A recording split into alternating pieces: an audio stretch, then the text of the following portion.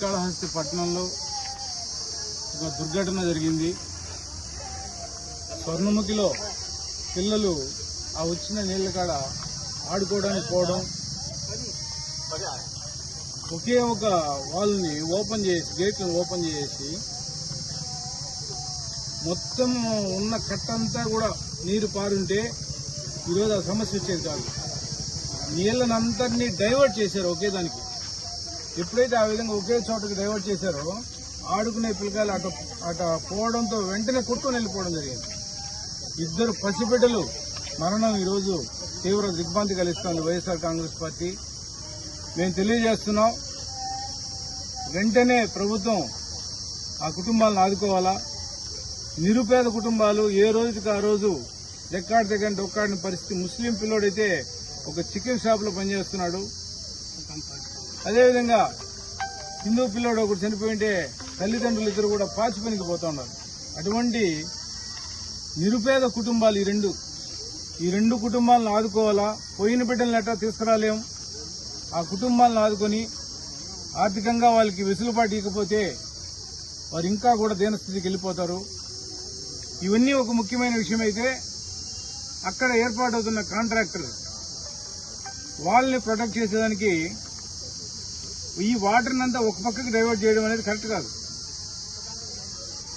అక్కడ వెంటనే దాన్ని ఫుల్ఫిల్ చేసి ఎంత స్వర్ణముఖి ఉందో అంత స్వర్ణముఖిలో కూడా నీరు పారేటట్లుగా కానీ వాళ్ళు ఏర్పాటు చేస్తే ఇటువంటి ప్రమాదాలు అయితే ఖచ్చితంగా రావు. వాటర్ లేదు, అక్కడ వాటర్ లేదు కాబట్టి ఆడుకునే దానికి వేరు పిల్లకాయలు కనపడతా ఉన్నది, కంటికి ఏం కనపడతా ఉంది. అటు వాటర్ ఫ్లో లేదు, ఆడుకుంటా ఉన్నారు, జారినారు, జాగ్రత్త నేరుగా ఆడిపోవడము, ఆ ఫ్లోకి కుట్టుకుని వెళ్ళిపోవడం జరిగింది. కాబట్టి వెంటనే కాంట్రాక్టర్ గారితో కూడా మాట్లాడినా నేను, ముద్దునాయుడుతో. ముద్దునాయుడు గారికి కూడా స్పష్టంగా చెప్పా, వెంటనే అక్కడ ఇటాచి పెట్టి వాళ్ళు డైవర్షన్ ఏది పెట్టున్నారో డైవర్షన్ క్లోజ్ చేసి పూర్తిగా స్వర్ణముఖి పూర్తిగా నీరు పారే విధంగా ఏర్పాటు చేయకపోతే ఇటువంటి ప్రమాదాలు ఇంకా జరుగుతున్నాయి. ఇప్పుడే వాళ్ళు ఏం చెప్తున్నారంటే 9 మంది పిల్లలు పోయినారు, 6 మంది ఐడెంటిఫై అయినారు, 2 చనిపోయినారని. అంటే ఇంకో పిల్లోడు కూడా గల్లంత అంటున్నారు. వాళ్ళు ఎవరు ఏందనేది కూడా కనుక్కొని పోలీస్ అధికారులు వెంటనే స్పందించి ఇంకా అవసరమైతే ఎన్డీఏ టీంని తీసుకొచ్చి ఆ టీం ఎదిగితేనే ఇంక సరిపోతుంది ఆ ఫోర్స్ లో అని చెప్తున్నారు. కాబట్టి ఈ యొక్క స్థానిక శాసనసభ్యుడు బొజ్జల సుధీర్ రెడ్డి గారికి మీడియా ద్వారా తెలియజేసుకుంటున్నాం. పసిబిడ్డలు దసరా హాలిడేస్ వచ్చాయి, నీళ్లు వస్తున్నాయి, ఇది వస్తున్నాయని చెప్పి అక్కడికి పోతుంటారు. ఆడ కాంట్రాక్టరు సిబ్బంది ఉంది.